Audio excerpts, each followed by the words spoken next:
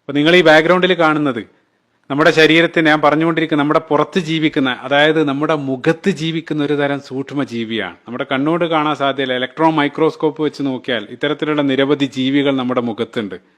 ഡിമോഡക്സ് mites എന്നുള്ള പേരിലാണ് ഇത് അറിയപ്പെടുന്നത്. അത് നമ്മുടെ മുഖത്തുള്ള ആ ചർമ്മത്തിന്റെ ആ സുഷിരങ്ങളിൽ, ആ സ്കിൻ പോറുകളുടെ അകത്താണ് അത് ജീവിക്കുന്നത്. അത് 14 ദിവസത്തെ ലൈഫ് സൈക്കിളാണ് അതിനുള്ളത്. അത് നമ്മുടെ ആ സ്കിന്നിനകത്തുള്ള ആ സീബം, അതായത് അവിടെയുള്ള ആ കൊഴുപ്പ് ഭക്ഷിച്ചിട്ടാണ് അത് ജീവിക്കുന്നത്.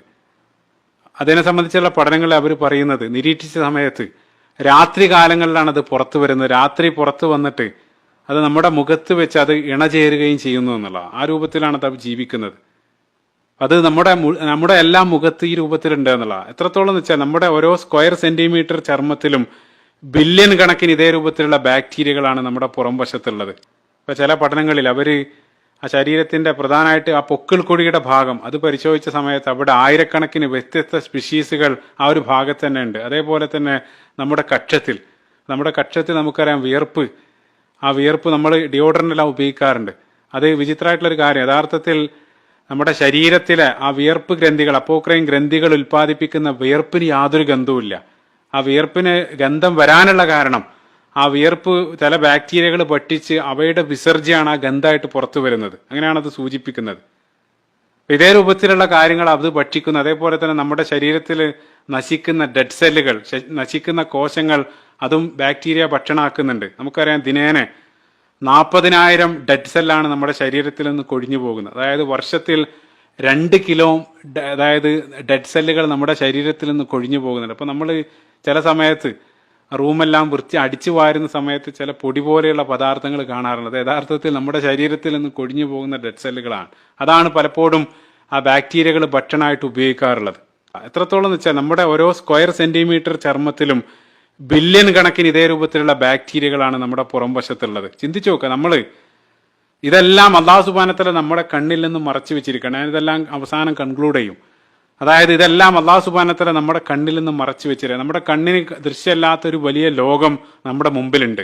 ചിന്തിച്ചു നോക്കുക, ഇതെല്ലാം കാണാൻ സാധിക്കുന്ന ഒരു ലെൻസാണ് നമ്മുടെ കണ്ണിന് നൽകിയതെങ്കിൽ എത്ര ഭീകരായിരിക്കും നമ്മുടെ ഭൂമിയിലുള്ള ജീവിതം. ഇത് പറയുന്ന സമയത്ത് ഓർക്കുന്നത്, സോഷ്യൽ മീഡിയയിൽ വൈറലായിട്ടുള്ള ഒരു ചിത്രം നിങ്ങൾ ബാക്ക്ഗ്രൗണ്ടിൽ കാണുന്നുണ്ടാകും. ഈ ചിത്രം ഏതെങ്കിലും ഹോളിവുഡ് ഹൊററൊന്നുമല്ല. ഈ ചിത്രം യഥാർത്ഥത്തിൽ ഇത് ഒറിജിനലായിട്ട് ഒരു ഉറുമ്പിന്റെ മുഖം ശക്തമായിട്ടുള്ള ലെൻസ് വെച്ച് അവർ മാഗ്നിഫൈ ചെയ്ത് പകർത്തിയതാണ്. ഇത്ര ഭീകരാണ്. ഒരു ഉറുമ്പിന്റെ മുഖമാണ് ഈ കാണുന്നത്. ഇത് ആ പ്രസിദ്ധമായിട്ടുള്ള ക്യാമറ നിക്കോൺ കമ്പനി അവരുടെ അവാർഡ് വിന്നിംഗ് പിക്ചറായിട്ട് 2022 തെരഞ്ഞെടുത്ത ഒരു പിക്ചറാണ് ഈ കാണുന്നത്. അപ്പൊ നമ്മുടെ കണ്ണിന് അല്ലാഹു സുബ്ഹാനഹു വ തആല അത് കറക്റ്റ് ആയിട്ടുള്ള ഒരു ലെൻസാണ് അല്ലാഹു സുബ്ഹാനഹു വ തആല നൽകിയിട്ടുള്ളത്. അതായത് ഇപ്പൊ നമ്മുടെ ആ പ്രകാശത്തിന്റെ സ്പെക്ട്രത്തിലും ആ അൾട്രാ വയലറ്റിന് മുകളിലുള്ളതും അതേപോലെ തന്നെ ഇൻഫ്രാറെഡിന് താഴെയുള്ളതും അത് രണ്ടും അല്ലാഹു സുബ്ഹാനഹു വ തആല ഹൈഡാക്കി വെച്ചിട്ടുണ്ട്. അത് കാരണം നമ്മൾ മനോഹരമായിട്ടുള്ള ഒരു പ്രപഞ്ചം മാത്രമാണ് നമ്മൾ ഇവിടെ കാണുന്നത്. അതേസമയം ഇപ്പൊ നമുക്കറിയാം ചില ജീവികൾ ഈ ഇൻഫ്രാറെഡ് അൾട്രാ വയലറ്റ് എല്ലാം കാണാൻ സാധിക്കുന്ന നിരവധി ജീവികളുണ്ട്. അപ്പോൾ കൊതുക്, വവ്വാൽ, ഇതേ രൂപത്തിലുള്ള നിരവധി ജീവികൾ. അപ്പൊ അവരുടെ ആ ദൃഷ്ടിയിൽ യഥാർത്ഥത്തിൽ അവർ കാണുന്നത് നമ്മുടെ ആ പ്രപഞ്ചത്തിന്റെ മറ്റൊരു വെർഷനാണ്. സുബ്ഹാനല്ലാഹ്, ചിന്തിച്ചു നോക്കുക. അതായത് ഒരേ ലോകത്തിന്റെ വ്യത്യസ്ത വെർഷനുകളാണ് വ്യത്യസ്ത ജീവികൾ കണ്ടുകൊണ്ടിരിക്കുന്നത്. അപ്പൊ നമ്മൾ കാണാത്ത പലതും അവർ കാണുന്നുണ്ട്. അപ്പൊ നമുക്ക് യോജിച്ച ഏറ്റവും മനോഹരമായിട്ടുള്ള ആ ഒരു കാഴ്ചയാണ് അല്ലാഹു സുബ്ഹാനഹു വ തആല കാരുണ്യമായിട്ട് നമുക്കെല്ലാം നൽകിയിട്ടുള്ളത്. പലതും അല്ലാഹു സുബ്ഹാനഹു വ തആല നമ്മളിൽ നിന്നും മറച്ചു വെച്ചിരിക്കുകയാണ്. അപ്പൊ അവിടെ ചേർത്ത് വായിക്കാവുന്ന ഒരു ഹദീസ് റസൂലുള്ളാഹി സ്വല്ലല്ലാഹു അലൈഹി വസല്ലം മയ്യത്തിനെ സംബന്ധിച്ച് പറഞ്ഞ സന്ദർഭത്തിൽ അത് കേൾവിയായിട്ട് ബന്ധപ്പെട്ട് റസൂലുള്ളാഹി പറയുന്നുണ്ട്, ആ മയ്യത്ത് അത് പോകുന്ന സമയത്ത് അത് അട്ടഹസിക്കും. അതേപോലെ തന്നെ ആ ഖബർസ്ഥാനിലുള്ള അട്ടഹാസങ്ങൾ അത് റസൂലുള്ളാഹി പറഞ്ഞ അത് നിങ്ങളല്ലാത്ത മറ്റുള്ള ജീവികളെല്ലാം കേൾക്കും. മനുഷ്യരത് കേട്ടിരുന്നെങ്കിൽ നിങ്ങളുടെ ജീവിതം നിങ്ങൾക്ക് പിന്നെ ഇവിടെ ജീവിക്കാൻ സാധിക്കില്ല എന്നുള്ള. സുബ്ഹാനല്ലാഹ്, അപ്പൊ അത്രയേറെ ഭീകരായിരിക്കും. അത് അല്ലാഹു സുബ്ഹാനഹു വ തആല ഹൈഡ് ചെയ്ത് വെച്ചു. അത് അള്ളാഹിന്റെ കാരുണ്യമാണ്. അതേ രൂപത്തിൽ തന്നെ അത് കേൾവി മാത്രമല്ല, ഇതേ രൂപത്തിൽ നിരവധി കാഴ്ചകളും അല്ലാഹു സുബ്ഹാനഹു വ തആല നമ്മളിൽ നിന്ന് മറച്ചു വെച്ചിട്ടുണ്ട്. ഇപ്പൊ എത്രത്തോളം എന്ന് വെച്ചാൽ ഇപ്പൊ അടുത്ത കാലത്ത് വായിച്ചൊരു കാര്യം ഓർക്കുന്നുണ്ട്. ഇപ്പം മരണം പോലും എത്രയേറെ ജീവികളുണ്ട് ഭൂമിയിലുടനീളം, നിരവധി ജീവികൾ. പക്ഷേ ഈ ജീവജാലങ്ങൾ ചത്തു കിടക്കുന്നതെല്ലാം നമ്മൾ വളരെ അപൂർവമായിട്ടേ കാണാറുള്ളൂ. എത്ര ജീവികളുണ്ട്. ഇപ്പൊ ഏതെങ്കിലും ഒരു പക്ഷികളല്ല, നമ്മൾ പലപ്പോഴും ചിന്തിക്കാറുള്ള കാര്യമാണ്. അത്തരത്തിൽ ആ മരണം പോലും അല്ലാഹു സുബ്ഹാനഹു വ തആല അവന്റെ കാരുണ്യത്തിന്റെ ഭാഗമായിട്ട് അത് അല്ലാഹു സുബ്ഹാനഹു വ തആല മറച്ചു വെച്ചിരിക്കുകയാണ്. അപ്പൊ അതേപോലെ തന്നെ മറ്റൊരു വിചിത്രമായിട്ടുള്ള കാര്യം, ഇപ്പൊ നമ്മുടെ ആ കണ്ണിന്റെ ആ ഒരു ലെൻസ്, ഇപ്പൊ നമ്മൾ അൾട്രാ വയലറ്റിനെ സംബന്ധിച്ച് പറഞ്ഞു, ആ കണ്ണിന്റെ ലെൻസ് ആ ലെൻസാണ് യഥാർത്ഥത്തിൽ അൾട്രാ വയലറ്റ് രശ്മികളെ ഫിൽട്ടർ ചെയ്ത് ഒഴിവാക്കുന്നത്. പക്ഷെ അതേസമയം ആ ലെൻസ് നഷ്ടപ്പെടുകയാണെങ്കിൽ, ഇപ്പോൾ ഈ വൈദ്യശാസ്ത്രത്തിൽ അപാക്കിയ എന്നുള്ള ഒരു രോഗമുണ്ട്. അതായത് ആ ലെൻസ് നഷ്ടപ്പെടുക.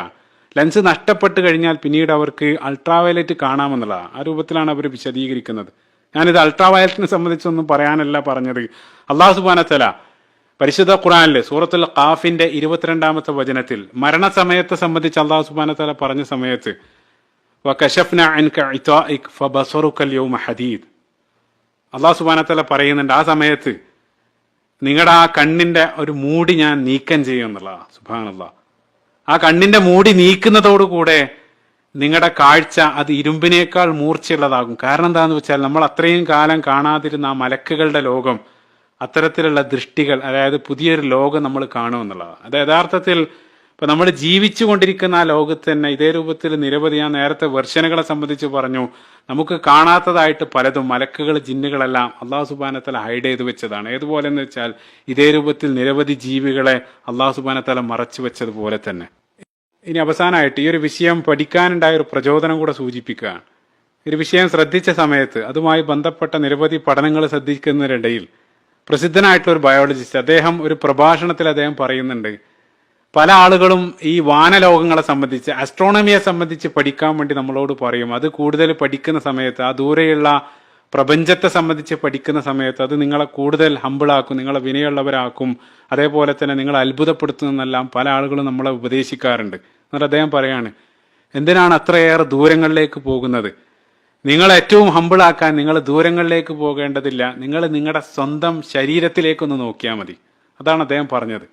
യഥാർത്ഥത്തിൽ അയാളുടെ ആ വിശദീകരണം അത് തന്നെയാണ് പരിശുദ്ധ ഖുർആനിൽ അള്ളാഹു സുബ്ഹാനഹു വ തആല സൂറത്ത് ദാരിയാത്തിൽ ആദ്യം അള്ളാഹു സുബ്ഹാനഹു വ തആല ഫിൽ അർളി ആയാത്തുൽ ലിൽ മൂഖിനീൻ, നിങ്ങൾക്ക് ഭൂമിയിൽ നിരവധി ദൃഷ്ടാന്തങ്ങളുണ്ട്, അത് പറഞ്ഞതിന് ശേഷം അടുത്ത ആയത്തിൽ 22-ാമത്തെ ആയത്തിൽ അള്ളാഹു സുബ്ഹാനഹു വ തആല പറയാണ്, നിങ്ങൾ ഭൂമിയിലേക്കൊന്നും പോകേണ്ടതില്ല, ഞാൻ തുടക്കത്തിൽ ഓതി വെച്ച ആയത്ത് വഫി അംഫുസിക്കും അഫലാ തുബ്സിറൂൻ, നിങ്ങളിലേക്ക് തന്നെ നോക്കുക, നിങ്ങൾക്കതിൽ ധാരാളം ദൃഷ്ടാന്തങ്ങളുണ്ട് എന്നുള്ള. അപ്പൊ ഇത്തരം ദൃഷ്ടാന്തങ്ങൾ കാണാനും അള്ളാഹു സുബ്ഹാനഹു വ തആലയുടെ ആ സൃഷ്ടി വൈഭവം അത് കൂടുതൽ മനസ്സിലാക്കി ആ സൃഷ്ടാവിനോട് കൂടുതൽ അടുക്കാനും അവന്റെ ആ നിയമകൽപ്പനകളെല്ലാം ജീവിതത്തിൽ കഴിയുന്നത്ര പാലിച്ച് ജീവിക്കാനും നാളെ ആ സ്വർഗ്ഗലോകത്തിൽ ഒരുമിക്കാനുള്ള സൗഭാഗ്യം നമുക്ക് ഏവർക്കും നൽകി അനുഗ്രഹിക്കുമാറാകട്ടെ. അല്ലാഹുമ്മ ആമീൻ.